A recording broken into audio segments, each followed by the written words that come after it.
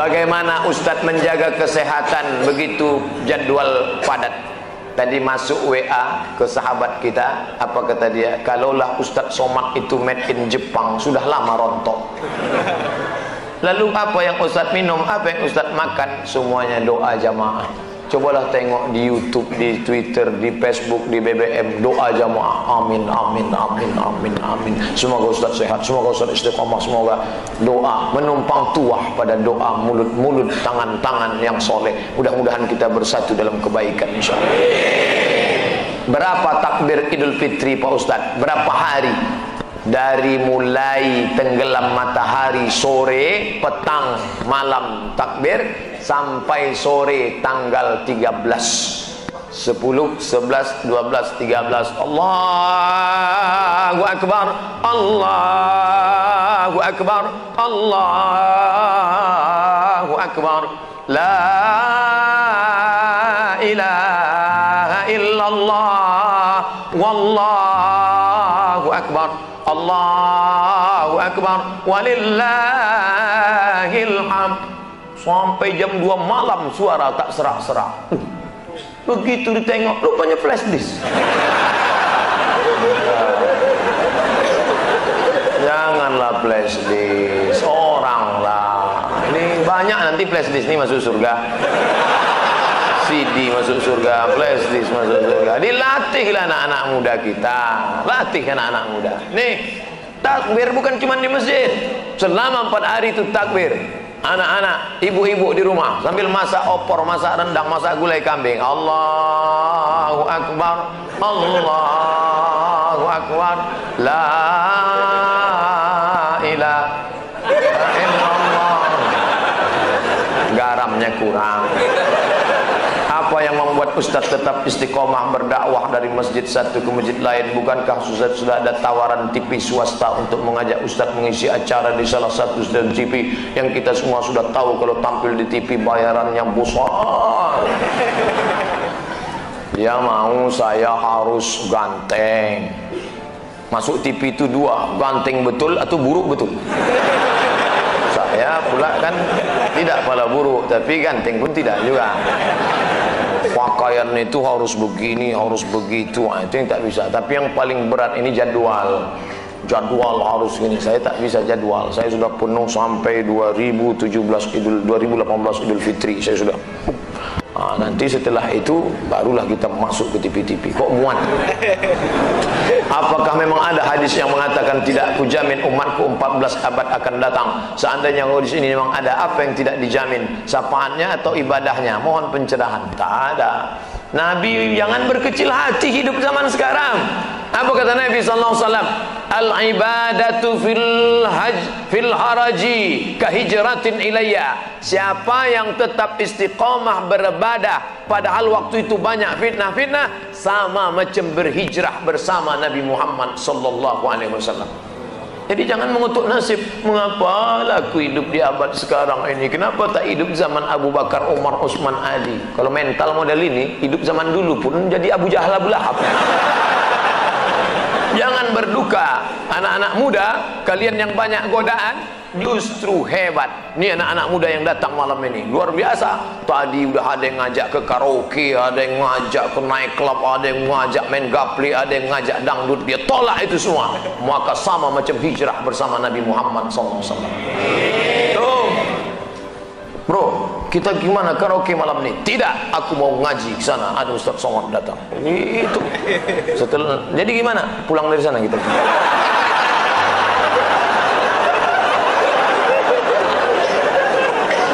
Ada suatu hadis yang mengatakan bahwa menikah itu adalah sunnahku. Barang siapa yang tak mengikut sunnahku maka dia bukan umatku. Bagaimana dengan Imam Syafi'i? Karena dalam buku autobiografi Imam Syafi'i mengatakan beliau tak nikah. Imam Syafi'i menikah. Dari mana Ustaz tahu Imam Syafi'i menikah? Bacalah biografinya. Yang tak menikah itu Imam Nawawi. Betul, ada imam dalam mazhab Syafi'i, Imam Nawawi. Imam Nawawi tak menikah, Imam Ibnu Taimiyah tak menikah, Sayyid Qutb penulis fi Zilalil Quran tak menikah, Syekh Abdul Fattah Abu Ghuddah menulis satu kitab judulnya Al-Ulama Al-Uzzab Alladzina Atharul Ilma Ala Zawaj, biografi ulama-ulama yang tak menikah sampai mati karena lebih memilih ilmu daripada nikah. Kenapa Ibnu Taimiyah tak menikah?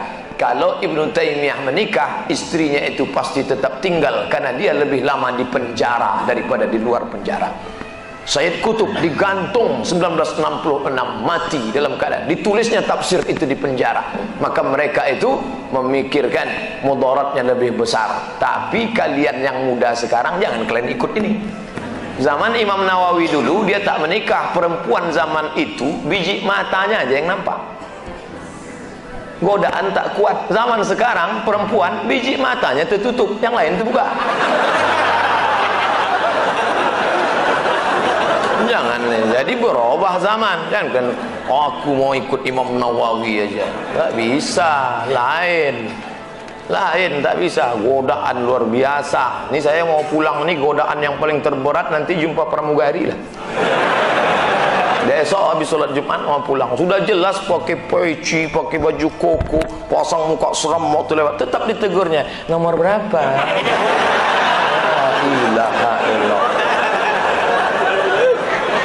Udah dapat nomor kursi duduk saya, sengaja tak ada senyum-senyum, tetap dia datang, bapak seatbeltnya udah dipasang. Astagfirullahaladzim, ramah betul lah dia, silap pula lama-lama.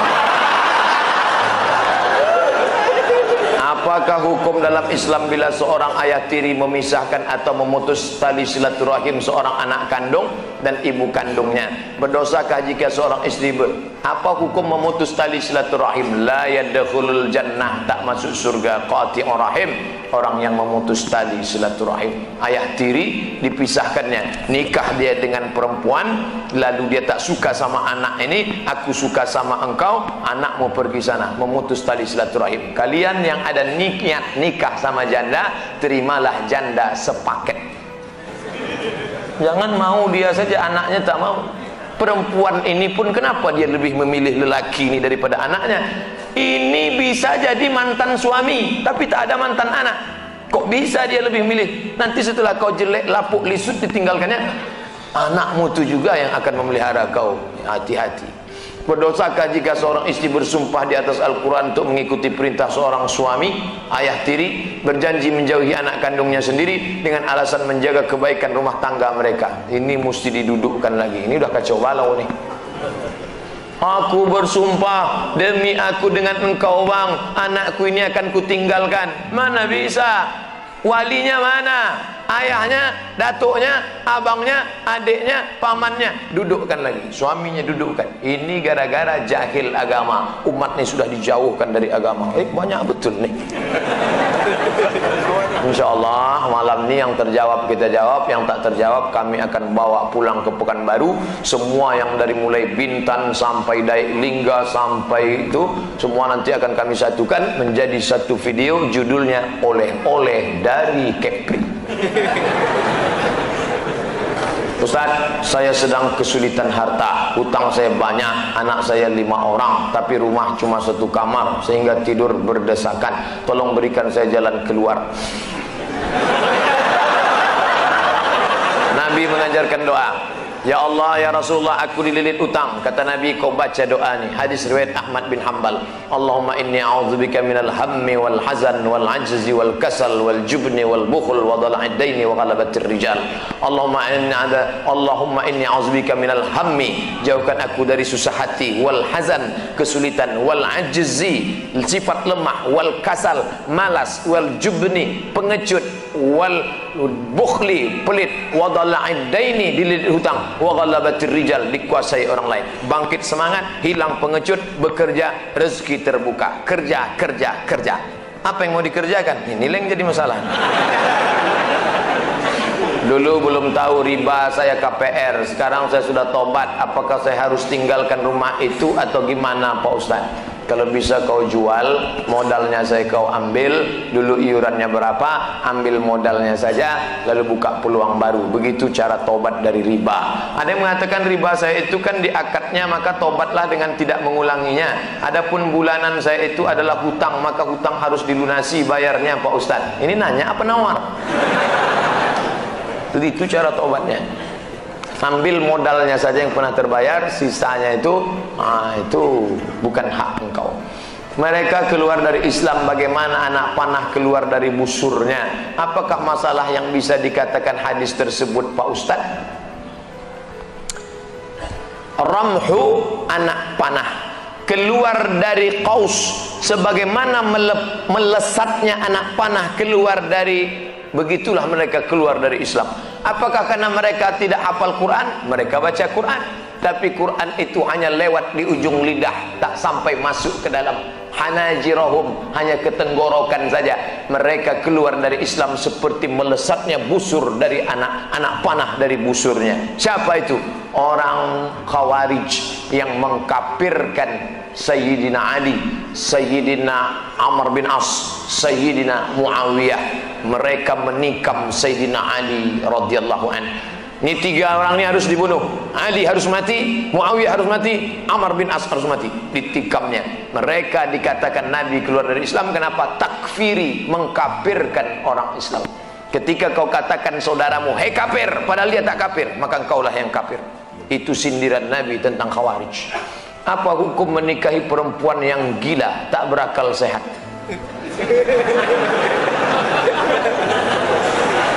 Al-uyub al-musyawwahah. Ada beberapa aib, cacat, perempuan boleh diceraikan, bukan wajib, tapi terserah dia, menikah dia. Tiba-tiba perempuan itu gila, maka termasuk uyub musyawwahah.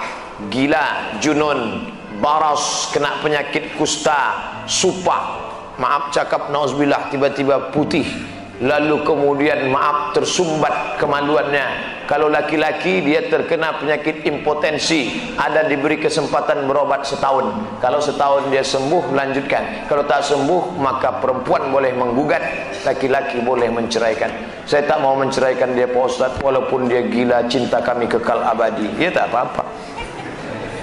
Jika dulu pernah berjanji akan menikah dengan perempuan dan menerima apapun kekurangannya, tiba-tiba dia sakit gila, sudah 10 tahun lebih belum juga sembuh, sudah berobat tapi belum sembuh, apakah harus nikah atau batal janji? Gila termasuk penyakit yang membolehkan untuk membatalkan, namanya al-uyub al-musyawwahah. Maka engkau pun tidak dibebani hukum. Kalau kau mau terima, tapi bini gila berat itu, mengurus diri kita lagi, mengurus dia lagi, maka jangan kau merasa berdosa pada perbuatan yang tak mesti berdosa. Jangan merasa berpahala pada perbuatan yang tak mestinya berpahala. Kau tak berdosa karena ini termasuk uyub musyawwahah, cacat yang boleh melepaskannya. Maka dia gila, ya tak apa-apa, tak jadi. Atau sudah menikah, kau ceraikan. Pak Ustadz, saya mau tanya, bagaimana caranya menyembuhkan kakak saya yang dikerjain orang kedukun? Mohon doa kakak saya, bawa ke ruqyah syar'iyah. Sebelum dibawa ke ruqyah sendiri, bacakan Al-Fatihah, Qul huwallah 3 kali, Qul a'udzu falaq sekali, Qul a'udzu nas sekali, pangkal Al-Baqarah 5 ayat sampai wa ulaika humul muflihun, ayat kursi ujung Al-Baqarah 7. Saya ulang sekali, Fatihah sekali, Qul huwallah 3 kali, Qul falaq sekali, An-Nas sekali, pangkal Al-Baqarah 5 ayat sampai wa ulaika humul muflihun, ayat kursi ujung Al-Baqarah lillahi ma fis samawati. Sebelum tidur malam baca ke tapak tangan, usapkan ke kepala. Itu sunnah dibuat Nabi SAW. Lalu kemudian selepas sholat, ba'da asar, mau tenggelam matahari, terbit matahari, ba'da subuh, dibacakan ke ember besar, tiupkan, dimandikan. Setiap hari mandi. Air yang sudah dibacakan tadi tak boleh pakai untuk cebok. Bacakan ke air. Yang 7 tadi bacakan, dihembuskan ke air. Setelah itu diminum.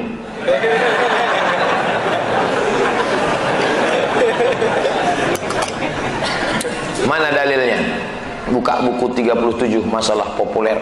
Datang sahabat Nabi melapor, ya Rasulullah, ya ada orang kena sihir gila.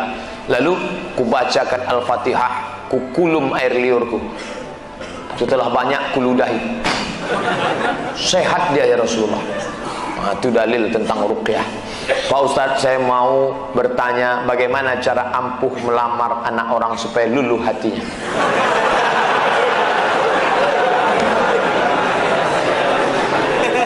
Yang pertama, kau mesti paham bahwa manusia ini ada segumpal di dalam. Kalau itu sudah kau pegang, sentuhlah dia tepat di hatinya, dia akan jadi milikmu untuk selamanya. Nah, siapa yang punya hati itu? Allah. Ya muqallibal qulub, wahai engkau yang membolak-balikkan hati, sabbit qalbi, kokohkan hatiku, kokohkan hatinya ya Allah. Hati, insya Allah kau datang atas nama Allah, langkahkan kaki kanan, tapi jangan datang sendirian. Bawalah alim ulama, cerdik pandai, tokoh masyarakat, orang yang didulukan selangkah, ditinggikan seranting, batangnya tempat bersandar, daunnya tempat bernaung, akarnya tempat bersila. Bawa dia. Kira-kira keluarga ini dekatnya sama Ustadz siapa di Batam? Oh, dekatnya sama Ustadz Abu Ghazah. Bawa dia. Ustadz, Ustadz apa kabar, sehat? Alhamdulillah. Ini siapa? Ini jamaah kita. Ilaha illallah. Gantengnya langsung connect, jadilah. Jangan datang sendiri petantang-petenteng. Orang tak kenal, disangkanya mabuk. Kau mau apa? Kupinang anakmu dengan bismillah. Oh, ngamuklah dia. Berapa banyak niat yang baik karena diawali dengan cara yang baik, yang tak baik salah, gagal. Bawa orang tua, jangan datang sendirian. Saya termasuk yang dulu ditolak orang karena datang sendirian. Nekat saya datang sendirian, ditolaknya. Tidak katanya. Sekarang baru dia nyesal. Bercanda, serius.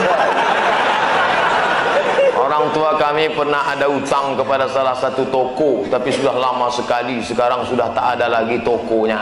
Carilah di Google. Bagaimana cara kami membayarnya Pak Ustadz? Sama macam pertanyaan yang tadi. Tak ingat kami Pak Ustadz, ulang balik rekamannya. Apa kunci untuk terus istiqomah dalam meninggalkan riba? Seakan dalam proses meninggalkan perbuatan riba ini mendapatkan berbagai cobaan dan bukan malah mendapatkan kemudahan dalam pelaksanaannya. Kenapa orang berat meninggalkan riba? Karena terkait dengan uang materi. Meninggalkan khamar banyak yang bisa, meninggalkan sabu-sabu banyak bisa. Tapi kalau sudah materi berat. Dan orang yang mau memilih jalan Allah ini godaannya luar biasa. Dulu sebelum saya ikut pengajian ini lancar-lancar aja hidup saya Pak Ustaz. Setelah ikut pengajian nih, la Allah, sendal lah hilang, helm hilang.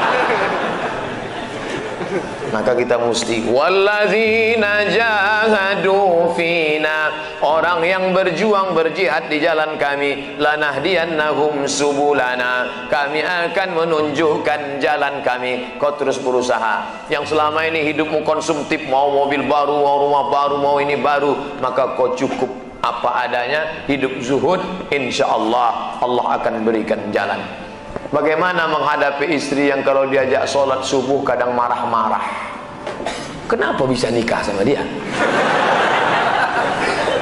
Kenapa bisa nikah sama dia?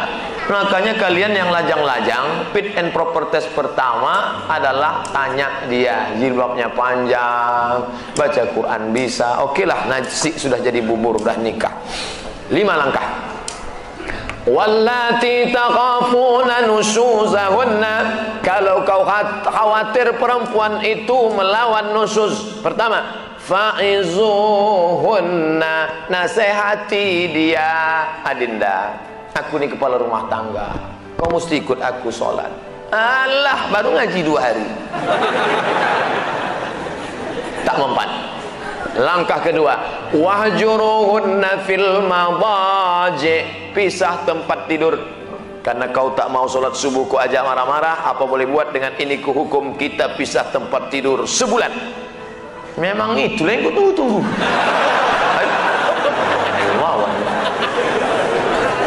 Watribuhun, langkah ketiga, karena kau tak juga mau mengikut cakapku, watribuhun, maka kalau begitu ku tempeleng. Wah, kau ditempelengnya.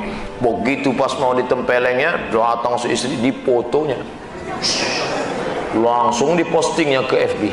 Teganya. Panggil sama Pak Kapolsek.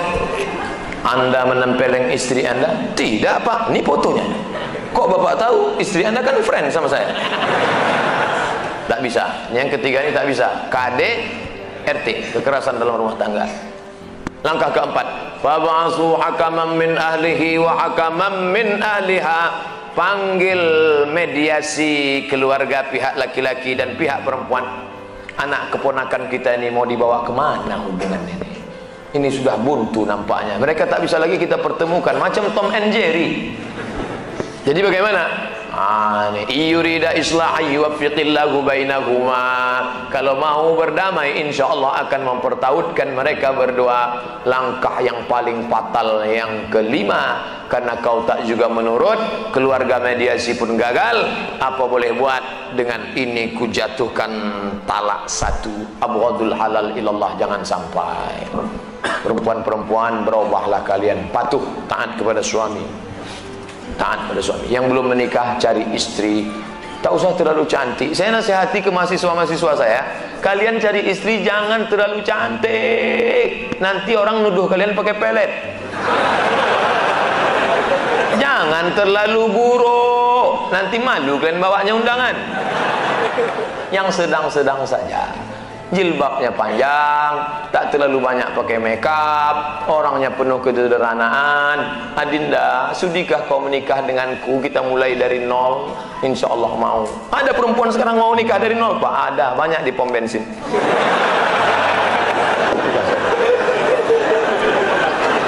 Apa hukumnya kawan kita dilamar seorang wanita, sedangkan wanita itu tahu kita sudah beristri? Salah baca atau gimana? Saya baca sekali lagi. Apa hukumnya kalau kita dilamar seorang wanita, sedangkan wanita itu tahu kita sudah beristri? Wassalam. Puas pendukung Ustadz Abdul Somad. Puas. Nanti kita buatkan fanpage puas pendukung Ustadz Abdul Somad dari Inhil, Indragiri Hilir. Kalau ada perempuan mengirim kita pesan message FB segala macam, Ustaz mau dong jadi imamku dunia akhirat. Aku sudah punya makmum. Makmum kan makin banyak jamaahnya makin bagus.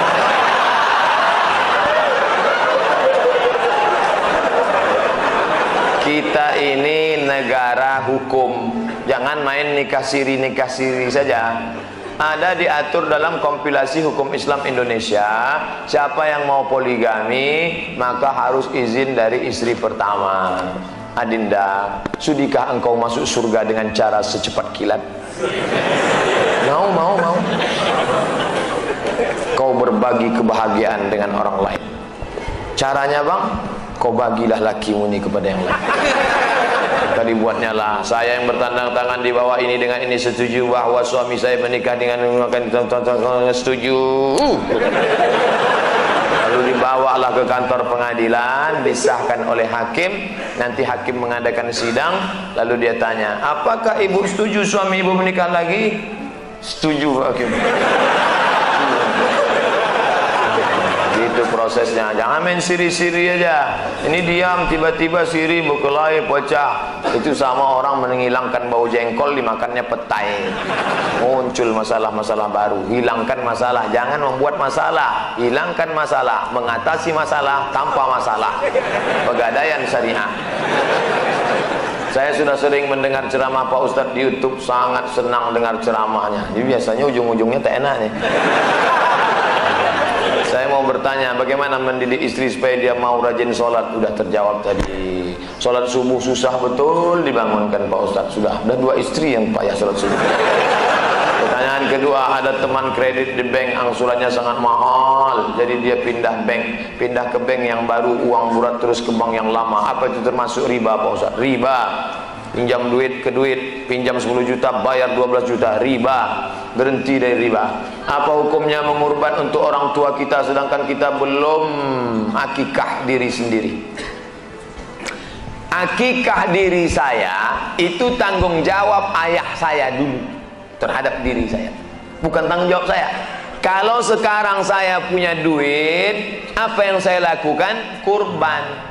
Pergi ke masjid, ini 2,5 juta untuk kurban. Setelah nanti hari raya kurban, ternyata rezeki melimpah dibalas Allah. Ada duit untuk beli kambing, silakan akikah. Boleh mengakikahkan diri sendiri. Tapi bagi yang sudah 40 tahun, 30 tahun, akikah saja. Jangan minta ayun pakai marhaban. Sudah 40 tahun minta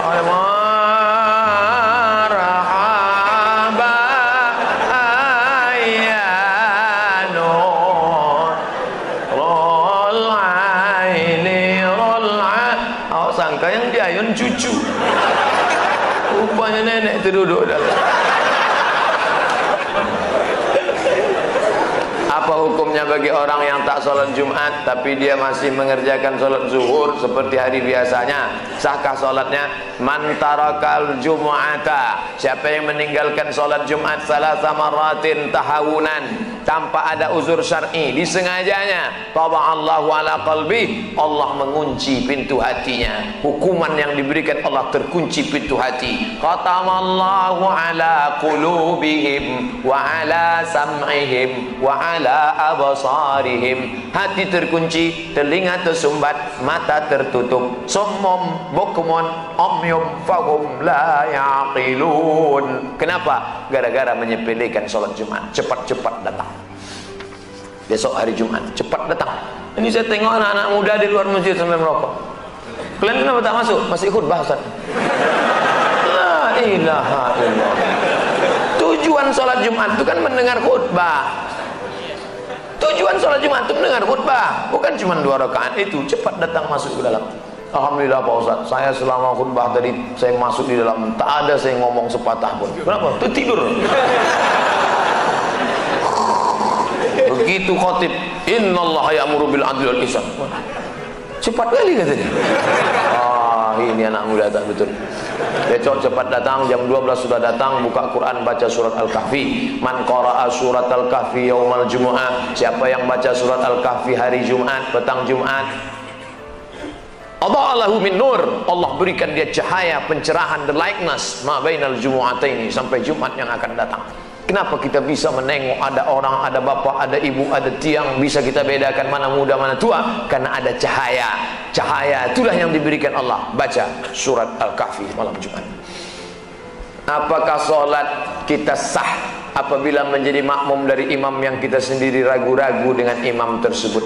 Pada saat sholat Jumat kita ketahui imam tersebut tertidur dan kemudian dia menjadi imam. Bagaimana menurut Pak Ustadz? Kalau tertidurnya duduk, tak bergeser, tak bersandar, tak bertumpu, maaf cakap, pantatnya menempel ke lantai, maka wuduknya tak batal walaupun air liurnya keluar. Tapi kalau dia sudah bersandar ke sini, bersandar, maka batal wuduknya. Kalau nampak dia batal wuduknya, kita kasih tahu, Pak, Bapak batal wuduk, tak usah sholat, pergi. Adapun dia tak mendengar khutbah Jumat, fala jum'atalah, tiada Jumat baginya. Tiada Jumat di situ maksudnya tak sempurna. Oleh sebab itu maka tengok duduknya bagaimana. Alhamdulillah Pak Ustaz duduknya dari tadi tak bergeser, sah sholat Jumatnya. Saya mau tanya, apakah ngerokok itu haram? Sudah terjawab. Ustaz merokok? Enggak, tak merokok. Pernah merokok? Dulu pernah. Kan lahir tak langsung tua. Pernah. Kata kawan di pesantren, "Mat, ayo kita cabut yuk." Cabutlah kami. Pas cabut, inilah kawan yang tak baik ini. Masa kita enggak merokok, enggak jantan. Rokoklah kami 5 orang.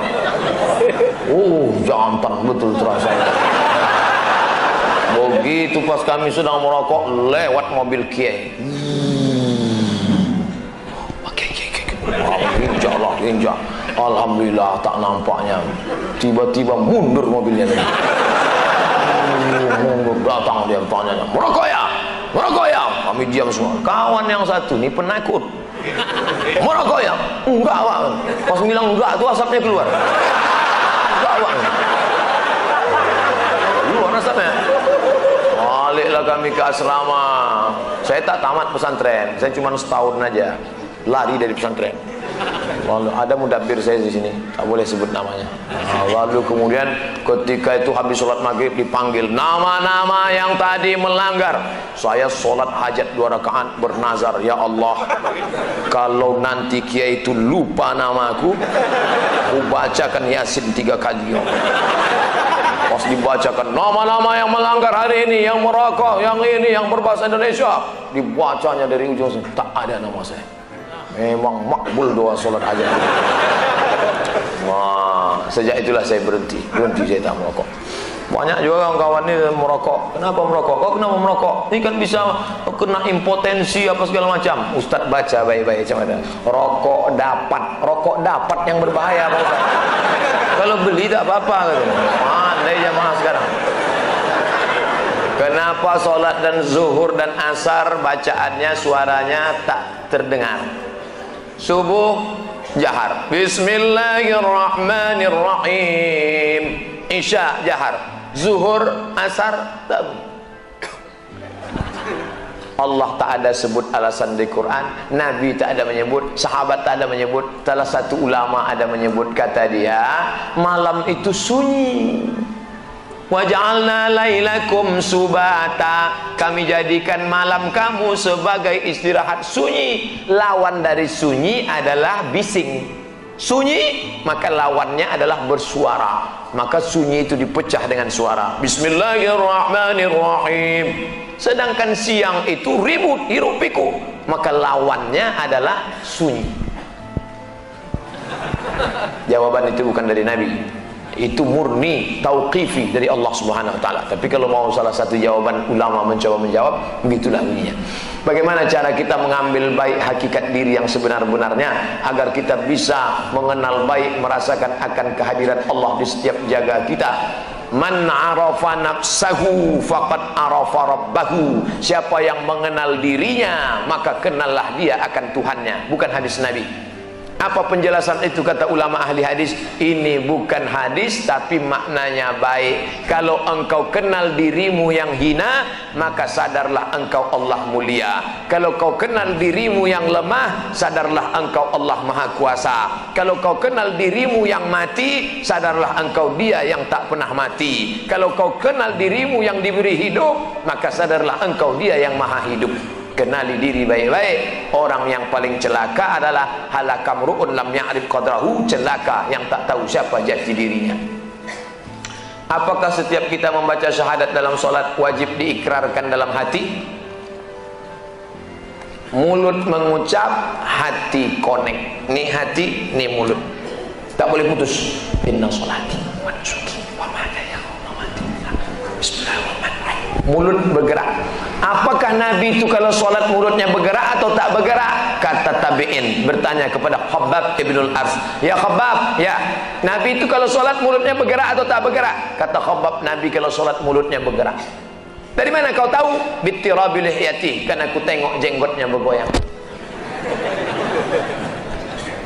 Mulut bergerak, hati. At-tahiyatul mubarakatus salawatut thayyibatu lillah. Assalamualaikum. Di agak-agak yang mendengar telinga kita saja, hamsah namanya. Kalau sampai telinga kawan terdengar, dua kemungkinan, jahil atau peka.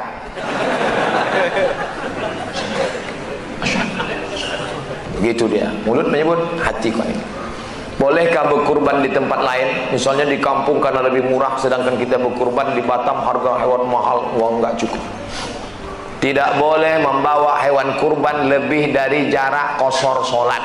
Jarak qashar sholat itu berapa? 89 km. Begitu dalam fikih. Kenapa kurban di Arab Saudi bisa dibawa ke Djibouti, dibawa ke Mogadishu Somalia, dibawa ke Afrika? Kenapa?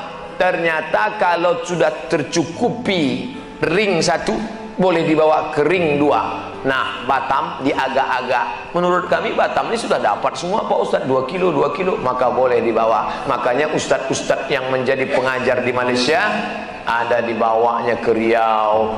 Orang Melayu yang ada di Singapura ada berkurban ke Batam, boleh dibawa. Termasuklah saya nanti hari Senin, Selasa, Rabu, Kamis 4 hari akan membawa kurban-kurban yang ada dari Pekanbaru, bahkan dari saudara-saudara kita yang sedang kerja di Hong Kong yang mengirimkan kambingnya, akan kami bawa ke pedalaman suku Terasing Talang Mama. InsyaAllah 4 hari kami dalam hutan nanti, Senin, Selasa, Rabu, Kamis, bawa kambing.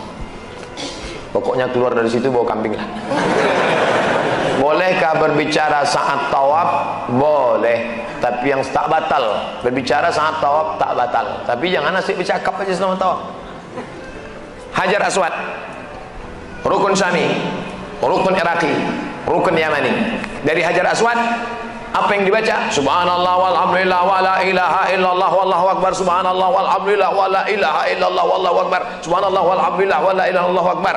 Dari rukun Yamani ke Hajar Aswad doanya berubah. Rabbana atina fid dunya hasanah wa fil akhirati hasanah wa qina azabannar. Rabbana atina fid dunya hasanah sampai ke sini.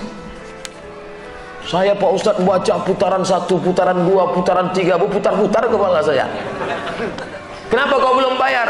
ONH, saya belum hafal bacaannya. Tidak ada rukun qauli dalam haji. Andai tak hafal tak apa-apa. Andai ada orang haji itu diam saja mulutnya, waktu tawaf diam aja, sah. Haji apa namanya? Haji diam.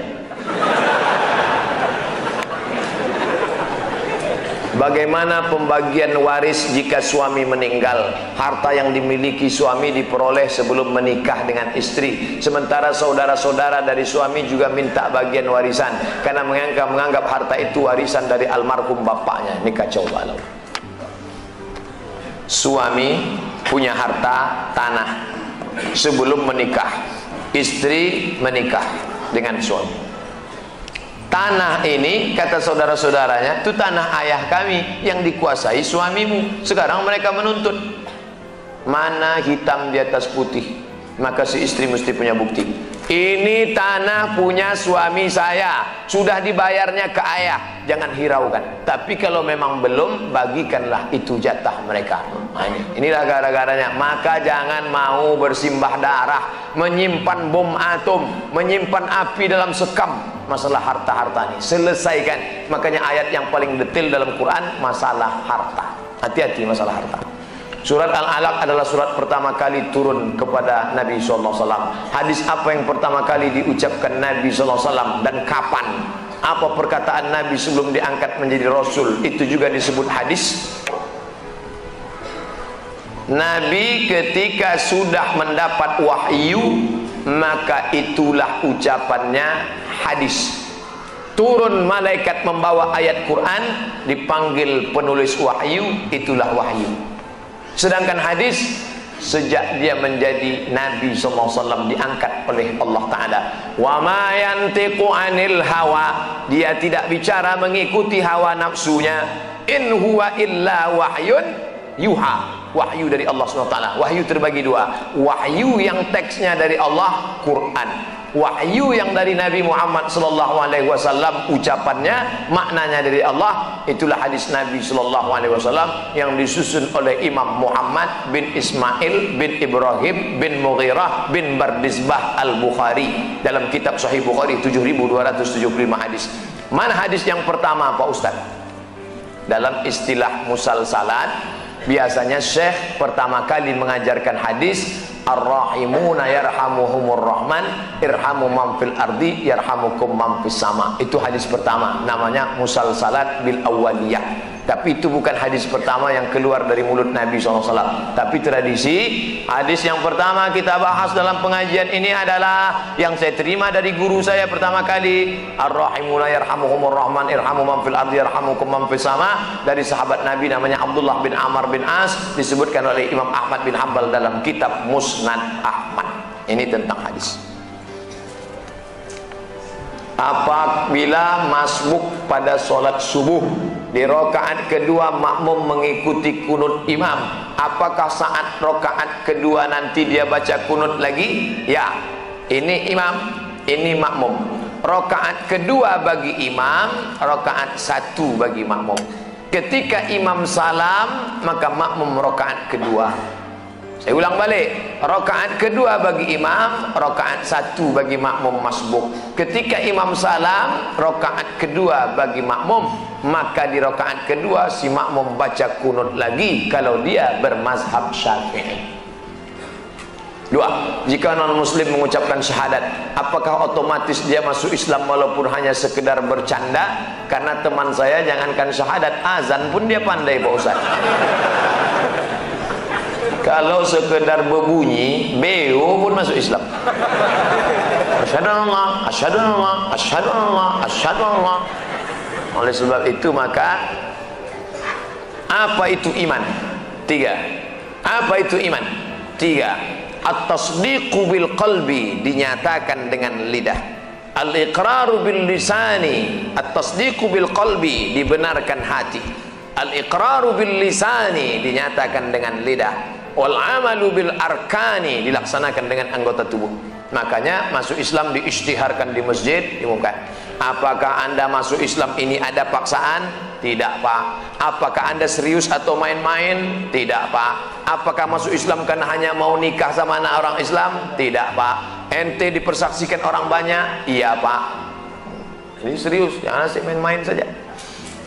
Di Batam banyak pedagang barang bekas yang membeli barang dari Singapura dengan cara borongan karungan seperti beli kucing dalam karung. Kadang bagus, kadang jelek. Apakah ini termasuk gharar, Pak Ustadz? Gharar. Kita tak boleh membeli yang tidak ada kepastian. Gharar.